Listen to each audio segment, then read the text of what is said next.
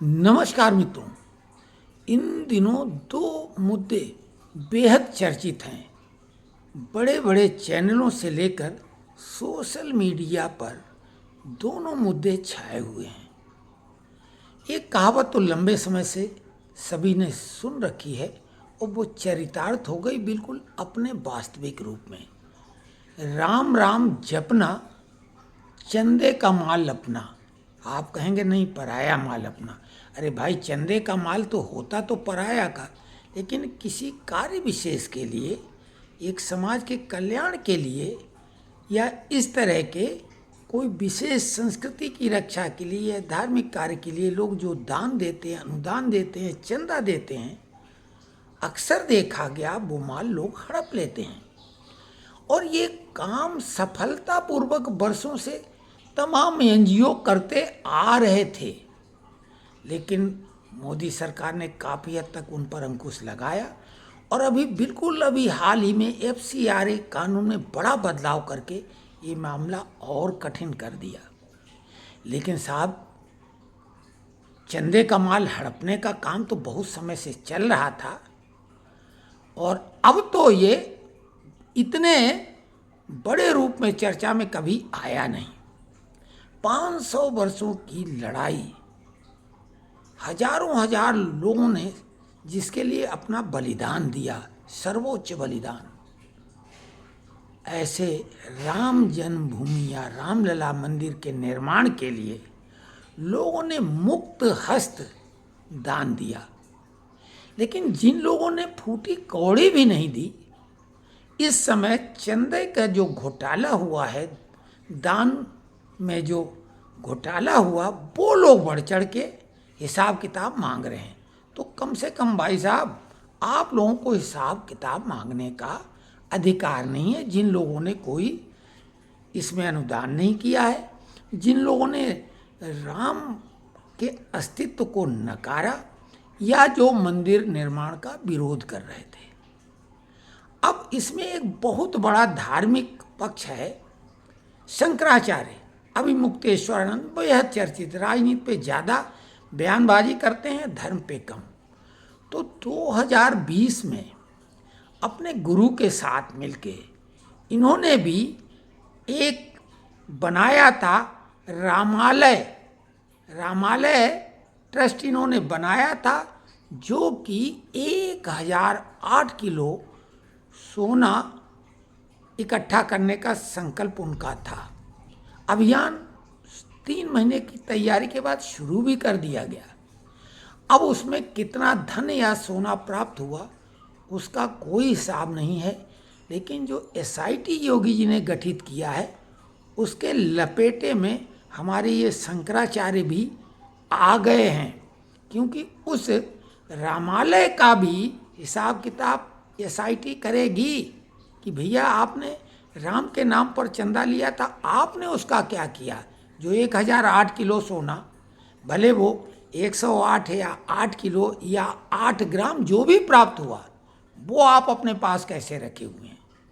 तो बातें बहुत हैं, लेकिन हाँ, मोदी सरकार को लोग सीधे कटघरे में खड़ा कर रहे हैं और विशेषकर योगी को। हालांकि दोनों सरकारों को, मोदी योगी को एक ही माना जाएगा, लेकिन 2020 में ही सुप्रीम कोर्ट के आदेश पर, निर्देश पर केंद्र सरकार ने श्री राम जन्मभूमि तीर्थ क्षेत्र नाम का ये एक ट्रस्ट गठित किया था, जिसने ये निर्माण कार्य कराया और ये सारी देखरेख कर रहा था।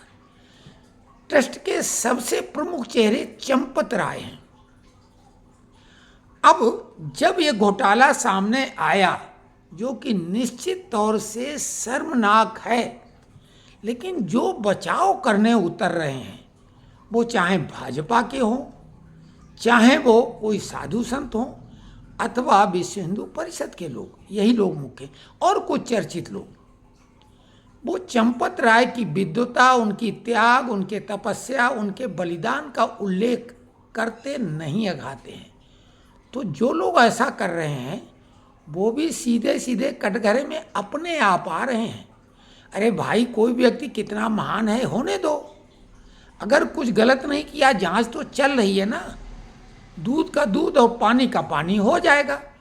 लेकिन किसी व्यक्ति ने पहले बहुत कुछ अच्छा किया, अब वो गलत नहीं कर सकता, या पहले किसी ने गलत किया था वो अच्छा नहीं कर सकता, दोनों बातें ठीक नहीं हैं।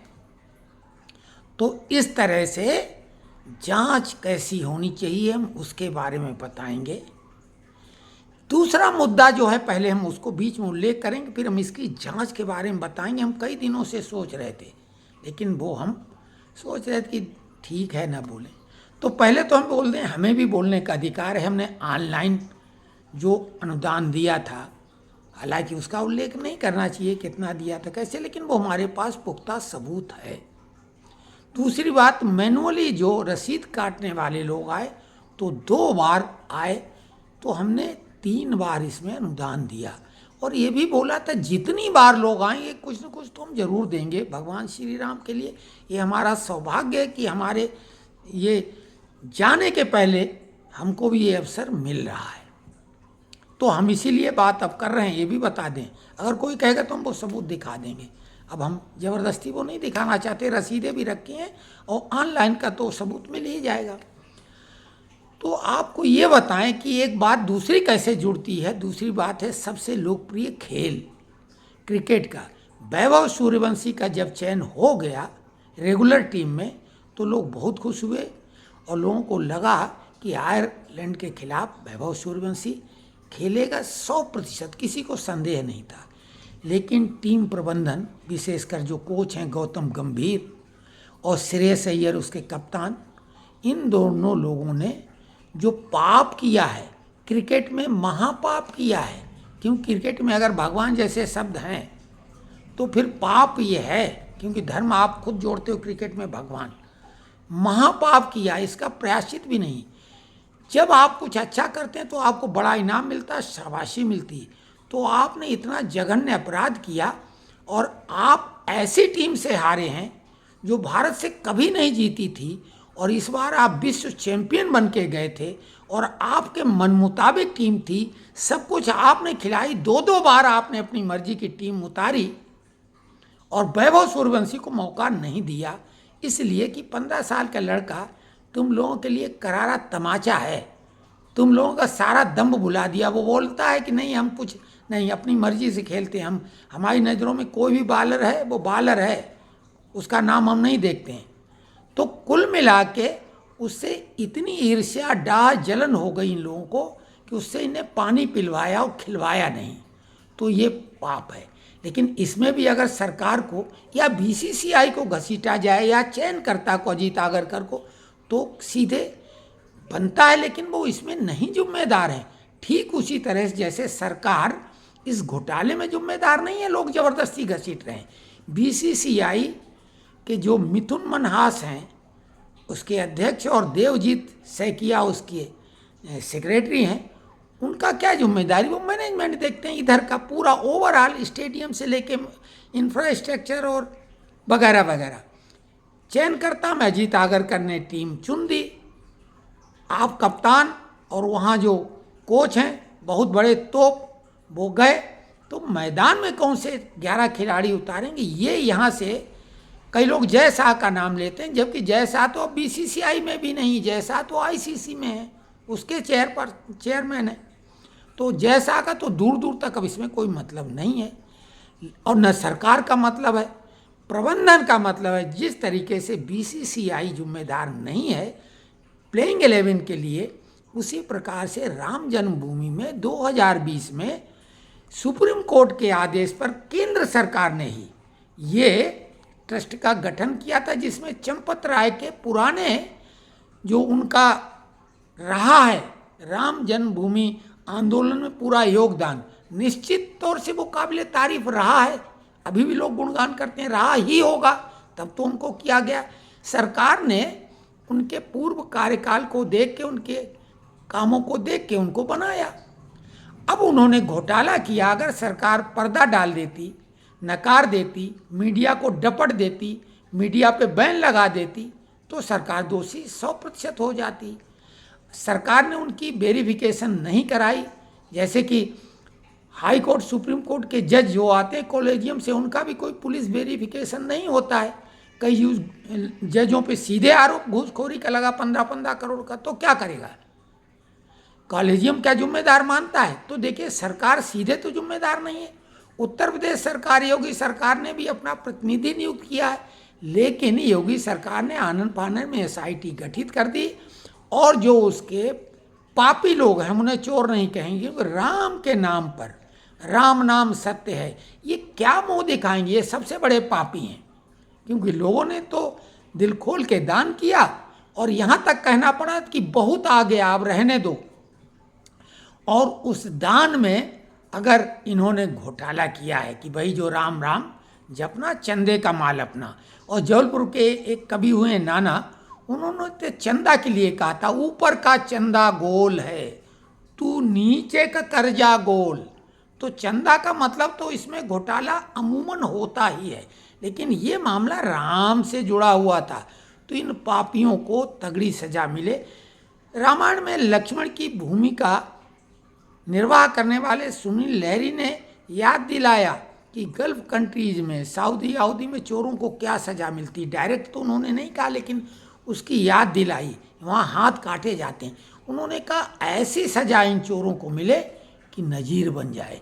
तो हम उदाहरण के तौर से यहाँ पे विज्ञान और धर्म दोनों को लाके एक तरीका सुझा रहे हैं कि जितने भी संदिग्ध हैं, संदिग्ध मतलब मामूली सा भी, उन सबको इकट्ठा किया जाए और लाइव नार्को पॉलीग्राफ टेस्ट उनका सबके सामने करवाया जाए। तमाम पत्रकार वहाँ उपस्थित हों और घर बैठे लोग टीवी पर देखें। समझ रहे हैं? इनका तो होना ही चाहिए। अगर कोई नकारता, क्योंकि कोर्ट नकारने वाले का नहीं करवाती, तो उसको चोर मान लिया जाए। फिर नंबर 1 है तो साइंटिफिक विधि है, और यहीं से शुरुआत की जाए। वैसे हर बड़े केस में ये सिस्टम अपनाया जाना चाहिए। दूसरे नंबर पे धर्म की बात आती।